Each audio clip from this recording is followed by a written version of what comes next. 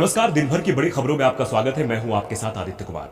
आज इस बुलेटिन में बात होगी राजस्थान में जारी सियासी उथल पुथल की, राहुल गांधी के केंद्र से सवाल की, जानेंगे कि विश्वविद्यालय की परीक्षा करवाने पर क्यों उठे सवाल और कब होगा मानसून सत्र का आगाज, और आखिर में बात ईपीएफओ से जुड़े कर्मचारियों को मिली राहत की। लेकिन तमाम बड़ी खबरों से पहले एक नजर सुर्खियों पर। उत्तर प्रदेश में अब हर शनिवार रविवार रहेगी पूर्णबंदी। सीएम योगी आदित्यनाथ ने लिया बड़ा फैसला, अब हफ्ते में 5 दिन खुलेंगे ऑफिस बाजार।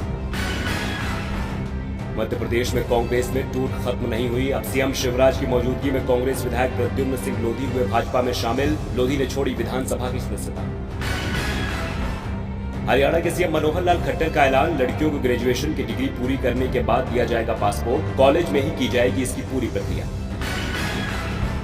आरबीआई के डिप्टी गवर्नर की तलाश तेज, दौड़ में 8 उम्मीदवार शामिल। 23 जुलाई को सभी उम्मीदवारों का होगा इंटरव्यू। कैबिनेट सचिव की अगुवाई वाली खोज समिति उम्मीदवारों से पूछेगी सवाल। मेडिका बाजार और जिपलाइन नाम की 2 कंपनियों ने किया समझौता, अब ड्रोन के जरिए घर बैठे मिल सकेगी दवा, सिर्फ 30 मिनट में हो जाएगी डिलीवरी। सुर्खियों के बाद अब बात करेंगे आज की सबसे बड़ी खबर की। राजस्थान में इस वक्त सियासी उथल पुथल मची हुई है। एक तरफ सूबे के मुख्यमंत्री अशोक गहलोत कह रहे हैं कि भाजपा सरकार गिराने का खेल कर रही है, तो वहीं कांग्रेस के अंदर भी खटपट की खबरें जोर पकड़ रही हैं, जिन्हें उस वक्त बल मिल गया जब सरकार में मची हलचल को छोड़कर डिप्टी सीएम सचिन पायलट दिल्ली पहुंचे। इस पर चर्चा के लिए हमारे साथ मौजूद है राजीव जी, लेकिन उससे पहले इस रिपोर्ट में देखिए क्या है पूरा मामला। मध्य प्रदेश में जब कमलनाथ सरकार गिरी तो कयासों का बाजार गर्म था कि अब मध्य प्रदेश के बाद राजस्थान की बारी है। राज्यसभा चुनाव के दौरान कांग्रेस विधायकों को तोड़ने की खबरों ने भी जोर पकड़ा, लेकिन सूबे के मुखिया अशोक गहलोत ने कहा कि बीजेपी कितनी भी कोशिश कर ले, लेकिन कांग्रेस सरकार स्थिर है। लेकिन अब फिर से सरकार पर काले बादल नजर आ रहे हैं।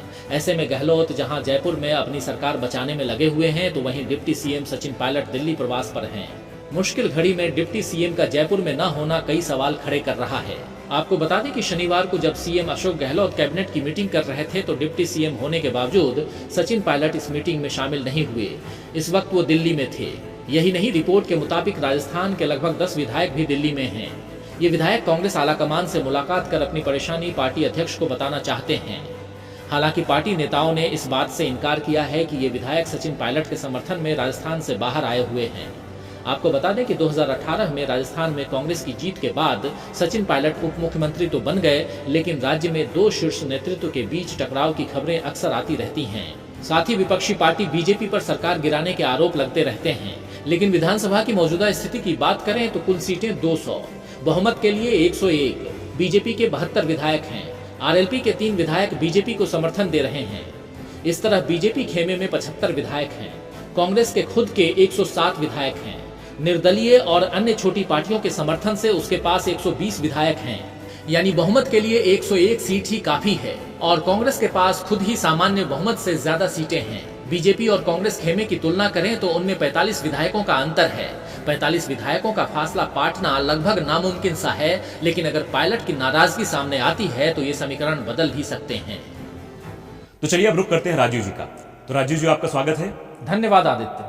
राजीव जी, राजस्थान में सरकार बनने के साथ ही अशोक गहलोत और सचिन पायलट में मतभेद उभरने लगे थे, लेकिन अब भी पार्टी आलाकमान अपने नेताओं में मची इस उथल पुथल को सुलझा नहीं पाई है, जबकि ऐसी स्थिति का खामियाजा कांग्रेस मध्य प्रदेश में भुगत चुकी है। ऐसे में आपको क्या लगता है कि कांग्रेस की रणनीति में कहां खामी है, और क्या यह स्थिति लोकतंत्र के लिए सही है?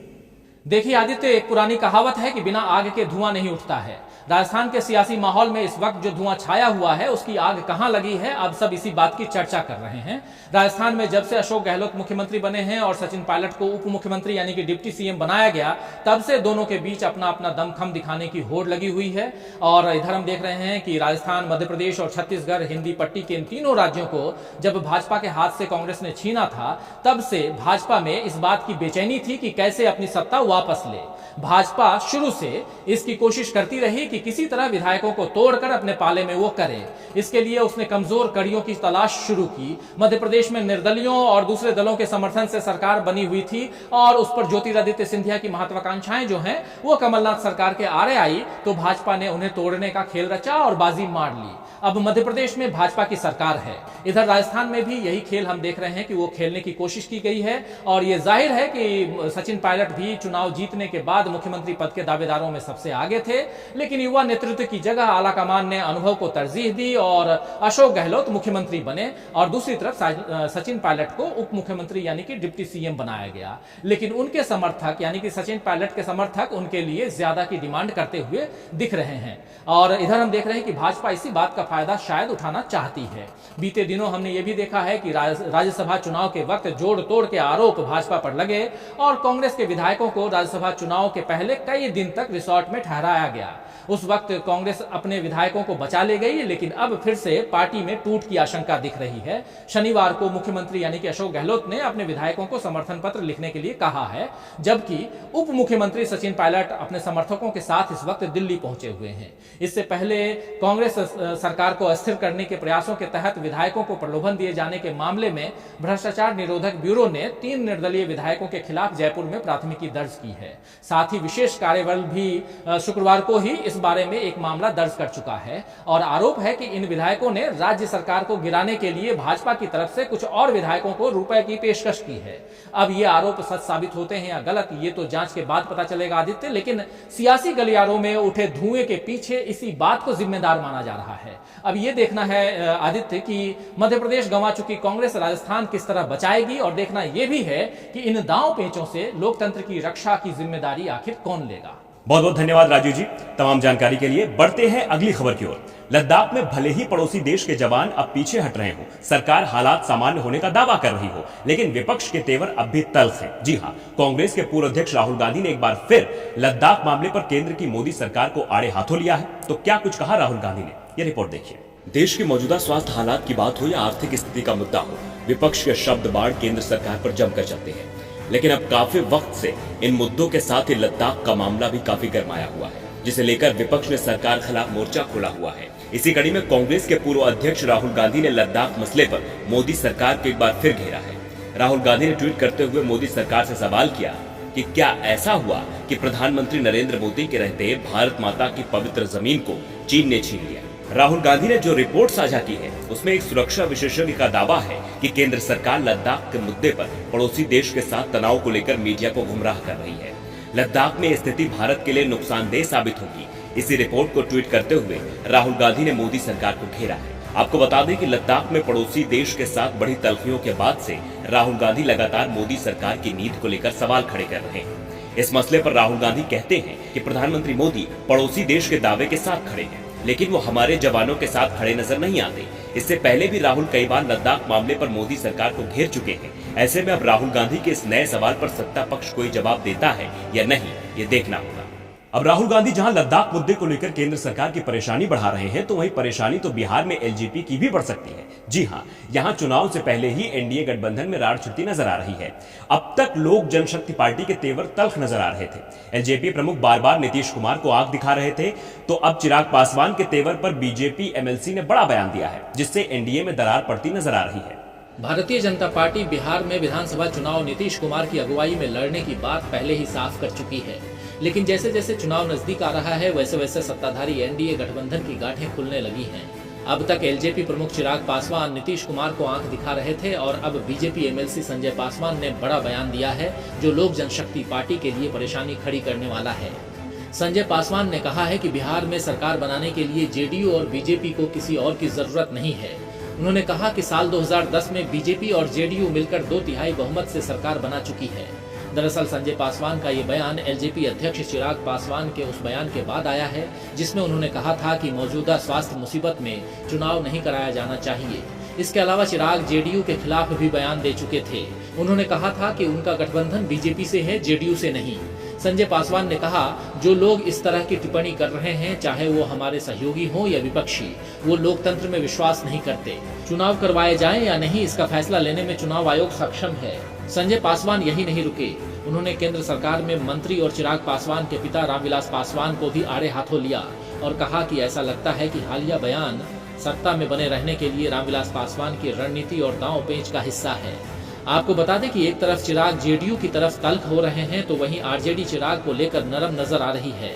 विपक्ष के नेता तो एलजेपी का महागठबंधन में स्वागत करने की बात भी कह चुके हैं। ऐसे में ये भी कहा जा रहा है कि सियासत के मौसम वैज्ञानिक कहे जाने वाले रामविलास पासवान की पार्टी आरजेडी का पलड़ा भारी देख एनडीए गठबंधन छोड़ सकती है। अब देखना होगा कि चुनाव से पहले सूबे में कौन से नए समीकरण बनते हैं।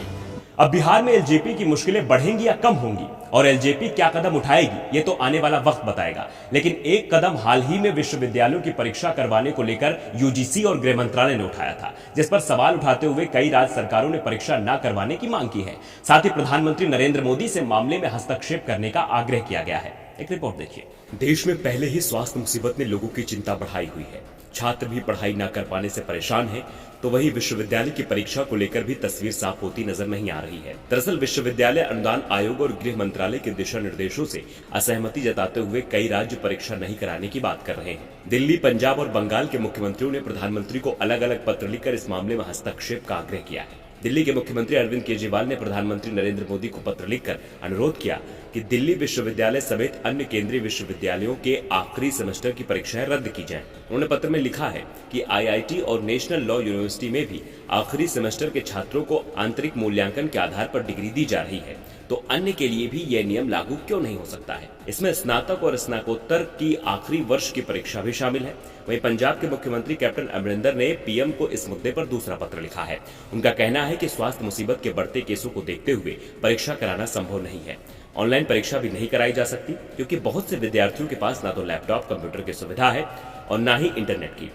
पश्चिमी बंगाल की मुख्यमंत्री ममता बनर्जी ने भी पीएम को पत्र लिखा है। ममता ने पत्र में कहा कि यूजीसी के 6 जुलाई का दिशा निर्देश छात्र हितों पर प्रतिकूल असर डालेगा, इसलिए मामले पर तुरंत पुनर्विचार किया जाए। बंगाली कुलपतियों ने भी यूजीसी को पत्र लिखकर अंतिम सेमेस्टर की परीक्षाएं कराने से हाथ खड़ा कर दिया है।